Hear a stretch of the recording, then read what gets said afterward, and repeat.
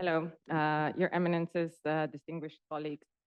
It is an honor to address you in this sacred space during the special occasion of the Jubilee year, responding to Pope Leo XIV's call here at the Holy See on May 10th, 2025, to address AI's challenges to human dignity, justice, and labor. I offer some reflections grounded in both Catholic social teaching and in the harsh realities of AI's global impact. As humanity confronts the sui generis ubiquity of artificial intelligence, which is a powerful dual-use tool capable of serving both constructive and destructive ends, in an increasingly fragmented and war-torn world, we must be reminded of the Martin's Law. This enduring moral compass and a foundational canon of international humanitarian law states that even in the absence of specific rules, humans always remain protected by the principles of humanity and the dictates of public conscience. Peaceful coexistence amongst human and other forms of life, including our planet, is already under siege, and the unrestrained technological race is further exacerbating systemic and structural injustices by deepening the digital divide for the global south. We are living in unprecedented times. The international legal order is at a crisis, and impunity is rampant. As a society, we must take responsibility for the collective choices, actions, and omissions that led us to this eclipsed landscape and recalibrate our humanity to restore the techno-societal balance needed for a peaceful, equitable, just, and resilient future for generations to come. To achieve this, we must build ethical and technical guardrails around the technological tools we develop through inclusive global governance to ensure that AI remains human-centric and serves the common good for the benefit and protection of all of humanity, not as a privilege or a means of control for the few. Humanity is at a crossroads, and the critical window for preventative action is narrowing. It is crucial that we crystallize into binding norms the common understanding that AI, no matter how advanced, cannot possess consciousness, intellect, agency, or the capacity for ethical reflection, as it is merely a tool, not a moral or a legal subject. It is imperative that we assert and retain the agency, autonomy, and accountability inherent to the exercise of human judgment over fundamental deliberations and decisions, especially on matters of life and death, the use of force or coercion, and those impacting any human right, as surrendering our free will to AI would intrinsically erode the core of human dignity and the tenets of our international order. As algorithms increasingly make decisions over life, death, and dignity, they create potential discriminatory and bias scenarios for those left behind by rapid digitalization. Now we must ask ourselves, how do we ensure that AI serves all of humanity rather than entrenching structures of dominance and inequality? AI's promise of universal benefit often masks asymmetric power dynamics. Despite possessing immense human capital and innovative potential, the Global South faces interconnected challenges spanning poverty, climate change, and humanitarian crisis, all amplified by an accelerated digital divide. The concentration of AI power in the global north perpetuates what some scholars term AI colonialism or imperialism. Communities bear AI's environmental costs through resource extraction and conflict, while being systematically excluded from its economic benefits. To ensure that AI systems function as a tool for the good, awareness of global asymmetries, recognizing the disparities, must be prioritized. Effective governance of AI should aim to mitigate these disparities through international oversight, enhanced transparency, and the promotion of exemplary global practice. The principles of multi-stakeholder governance, informational due process, algorithmic fairness, and precautionary measures are integral to addressing these issues while protecting human rights and fundamental freedoms. The Vatican's call for algor ethics gains urgency when we consider AI's inherent dual-use nature. The work on autonomous weapon systems and AI support systems reveals how artificial boundaries between civilian and military applications create very dangerous governance gaps. The same algorithms powering predictive policing can enable battlefield targeting. Surveillance technologies marketed for public safety become tools of oppression and coercion. AI is inherently repurposable. Therefore, AI systems initially designed for benign civilian purposes can rapidly be repurposed as weapons or weapons components, while military AI systems find their way with disturbing ease into civilian law enforcement and population control applications. The Human Rights Council Advisory Committee has emphasized that it is challenging to find new and emerging technologies in the military domain not affected by innovation, just as technological innovations cannot be confined to a purely military domain. Various statements from states captured in the UN Secretary General's report on AI in the military domain and its implications for international peace and security raised concerns about the dual-use nature of AI systems, increasing the risk of repurposability and misuse. A New Zealand-based chief scientist officer explained that civilian-developed technologies can be repurposed for military use without appropriate testing or safeguards, increasing the risk of conflict escalation, misuse, and error. While El Salvador warned that the dual use of certain uses and applications of AI means that they might replicate bias in command and control functions in armed conflict, thereby posing elevated risks to civilians. This reality demands that we abandon illusory separation. We are facing a shift of paradigm where private industry plays a central role. Legitimate civilian innovations are inherently repurposable and easily weaponized.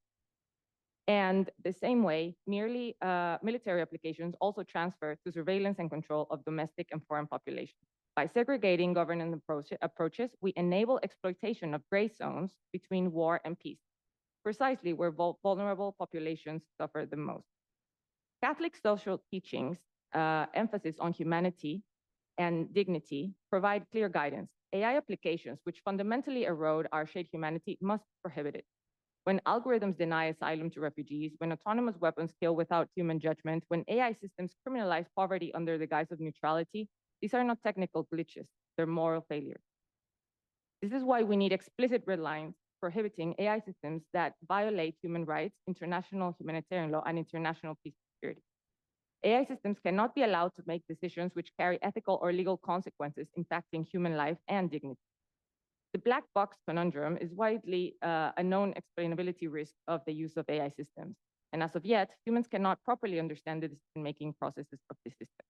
And it is also widely known that they reduce living beings to data points within an algorithmic calculation that opens dangerous voids for accountability and exacerbates the threats of misuse, abuse, proliferation, and escalation of armed violence, especially in conflict contexts.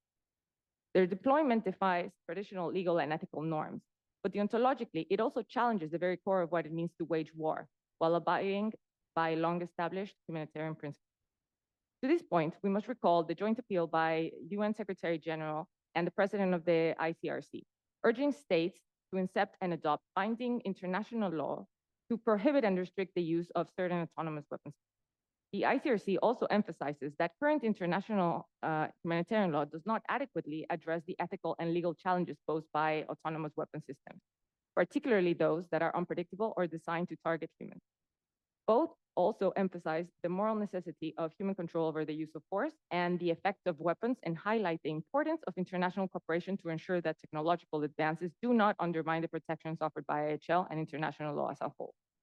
This is echoed by the recent joint statement by 42 states at the Conventional Weapons Convention group of governmental experts meeting this past September. This is the forum where autonomous weapons has been discussed for over a decade, concluding that the rolling text provides already sufficient basis to move ahead towards negotiations of a binding instrument. Moreover, the proliferation risks are not minor. The Caribbean Community's Declaration on Autonomous Weapon Systems has warned that the risk of diversion to non-state actors, including armed groups and terrorists, and the challenges of weapon systems to internal and domestic security, including law enforcement and security. Other states have also raised concerns along these lines. For example, Germany warned that applications such as generative large language models can facilitate the proliferation of dual-use knowledge that might be misused to develop, produce, or use biological and chemical weapons. UN Security Council 1540 places obligations on states to prevent proliferations of weapons of mass destruction and their transfer to non-state actors. Obligations that become exponentially more challenging when the weapons in question are software-based systems that can be copied, stolen, or independently developed using commercially available tools. The UN Secretary General has also openly cautioned that AI can lower the barrier for state and non-state actors to develop or acquire chemical or biological weapons. The Global Commission on the Responsible Use of AI in the Military Domain, which I serve as commissioner, launched our strategic guidance report at the General Assembly. And while our focus was on AI in the military, we explicitly recognize that AI systems have implications beyond armed conflict, noting that in peacetime security contexts, particularly when militaries interact with counterterrorism, border control, and law enforcement contexts, the deployment of AI-driven surveillance and targeting tools, such as facial recognition, biometrics, predictive analytics, and pattern detection, may result in the use of lethal force without sufficient legal or evidentiary basis and serious risk to the right to privacy. We also categorically affirm that the development and use of AI in the military domain must comply with international law, guided by widely shared ethical principles to best ensure the preservation of human life and peace for present and future generations. However, the current patchwork of AI governance fails to match AI's borderless impact. While a comprehensive binding international treaty might remain elusive due to geopolitical realities, moral leadership, such as that of religion, can influence and shape industry and state practice and contribute to the formation of opinio juris, that is the belief of something being law, which are the two factors required to crystallize international customary law. Here, the Vatican's unique moral authority offers much needed hope. Where binding regulations remain contested, faith traditions can cultivate shared norms transcending jurisdictional boundaries. This isn't about filling regulatory voids. It's about nurturing deeper consensus on humanity's relationship with technology, grounded in dignity, solidarity, subsidiarity, and the common good. Drawing from the wisdom of Antiqua et Nova, we must measure our humanity by how AI serves the least among us. This requires the convergence of at least 5 elements: inclusive governance, ensuring that Global South voices shape AI development, not merely just consume Northern innovations.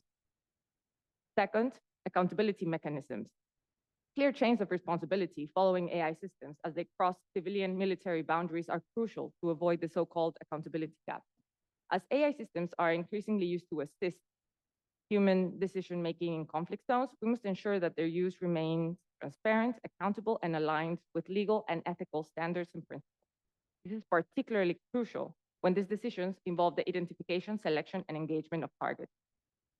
Third, human-centric design. Preserving human judgment in fundamental decisions is essential, as responsibility lies exclusively with humans, ranging from developers, users, and also policymakers, not AI.